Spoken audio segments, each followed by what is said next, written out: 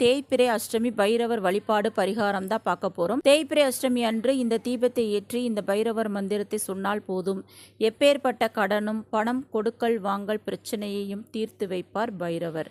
இந்த அஷ்டமி பைரவர் வழிபாடு பார்த்தீங்கன்னா, மனதில் எப்பொழுதுமே ஒரு அமைதியே இல்லாமல் தாங்க முடியாத கஷ்டங்களில், அது எந்த வகையான கஷ்டங்களாக இருந்தாலும் சரி, பணம் மனம் சம்பந்தப்பட்ட அனைத்து விதமான துன்பங்களுக்கும் ஒரு தீர்வை கொடுக்கக்கூடியது இந்த பைரவர் வழிபாடு. அஷ்டமி அன்று செய்யக்கூடிய பைரவர் வழிபாடு. அதுபோல எப்பேற்பட்ட அந்த கடன் பிரச்சனையும் தீரும். பணப்பிரச்சனை, கொடுக்கல் வாங்கல் பணப்பிரச்சனை, கடனில் இருக்கக்கூடிய அந்த பிரச்சனைகள், இது எல்லாத்தையும் தீர்த்து வைக்கக்கூடிய அற்புதமான காவல் தெய்வம் அப்படின்னே சொல்லலாம் கால பைரவரை.